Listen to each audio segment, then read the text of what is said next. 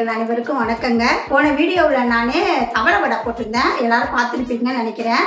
இப்போ ஐப்பசி மாதத்துக்கு தோதுவாக கத்திரிக்காய் முருங்கைக்காய் போட்டால் பூண்டு குழம்பு வைக்க போகிறேங்க. அதுக்கு கத்திரிக்காய் 3லேருந்து 4, 2 முருங்கைக்காய் வேக வச்சு எடுத்துக்கணுங்க. ஒரு 3/4 திட்டத்துக்கு நம்ம வேக வச்சு எடுத்துக்கணும். ஒரு எலுமிச்சைப்பழ சைஸுக்கு புளி, 2 தக்காளி, ஒரு கொத்து கருவேப்பிலை, பூண்டு ஒரு 50 கிராம் எடுத்துக்கணுங்க. 3 கரண்டி மிளகாத்தூள், இதால் ஒரு அரை ஸ்பூன் அளவுக்கு நாட்டு சக்கரை, நல்லெண்ணெய், விளக்கெண்ணெய். இந்த சைஸு புளியை ஊற வச்சு நான் கரைச்சி எடுத்துருக்கேங்க. இப்போ 2 தக்காளியை போட்டு இதில் நல்லா கரைச்சிருக்கிறேங்க. மிக்சிலெலாம் போட்டு அடித்து போடக்கூடாதுங்க. தக்காளியை நம்ம கையால் தான் கரைக்கணும். இப்போ அடுத்தபடியாக நான் இந்த மிளகாத்தூளை இதில் சேர்க்க போகிறேங்க.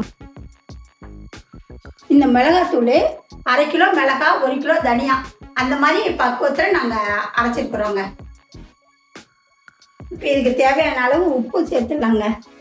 இப்போ எல்லாம் கரைச்சாச்சுங்க. இந்த பழத்தில் நல்லா கரைச்சி எடுத்துக்கிட்டேன். இதுக்கு அடுத்தபடியாக நம்ம குழம்பு பாத்திரத்தை வச்சு குழம்பு வைக்க வேண்டியது தாங்க. வழக்கெண்ணெய் இப்போ 2 டீஸ்பூன் ஊற்றிக்கணுங்க.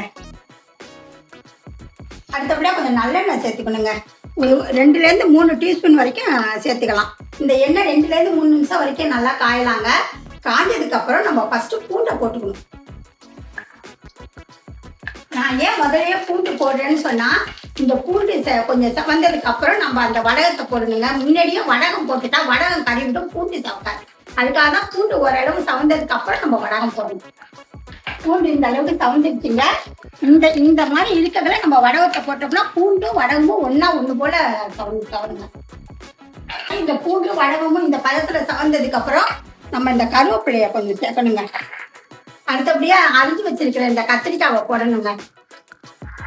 இந்த கத்திரிக்காய் கொஞ்சம் சவந்ததும் இந்த முருங்கைக்காய் வேக வச்சிருக்கிற முருங்கைக்காயை நான் போட போகிறேங்க. ஹை ஃப்ளேமில் ஒரு நிமிஷம், 1லேருந்து 2 நிமிஷம் வரைக்கும் நல்லா வதக்கிக்கணுங்க. இந்த லெவலில் வந்ததுக்கப்புறம் நல்லா வதக்கி எடுத்துக்கணுங்க.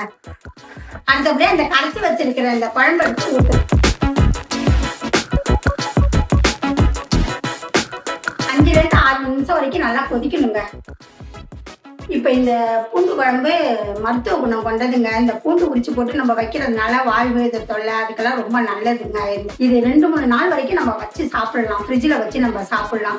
சில நேரங்களில் தோசை, இட்லி அதுக்கு கூட நம்ம தொட்டு சாப்பிடலாங்க. ரொம்ப நல்லா இருக்கும். இந்த பூண்டு குழம்பு மத்தியான நேரத்தில் நம்ம ஊற்றி சாப்பிட்றதுக்கு கோஸ் வெள்ளை பொரியல் சாப்பிடலாங்க. பீன்ஸு, கேரட் போட்ட வெள்ளை பொரியல் சாப்பிடலாம். உருளைக்கிழங்கு வறுத்து நம்ம வச்சுக்கிட்டு கூட அதுக்கு தொட்டுக்கலாங்க. முருங்கைக்கீரையும் வாழைப்பூவும் போட்டு பொரியல் பண்ணி கூட நம்ம இதுக்கு தொட்டுக்கலாங்க. இந்த பொரியல் எப்படி செய்யணுங்கிறத நான் இன்னொரு வீடியோவில் உங்களுக்கு நான் போட்டு காட்டுறேங்க.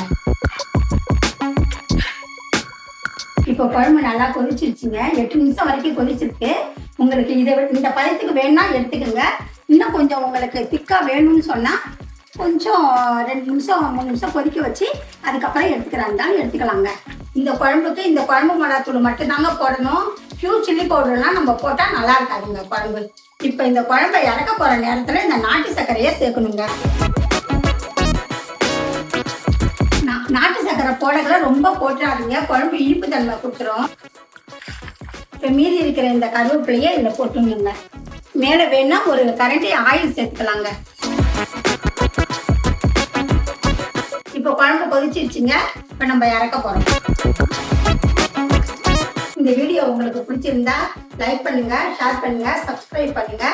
நன்றி, வணக்கம்.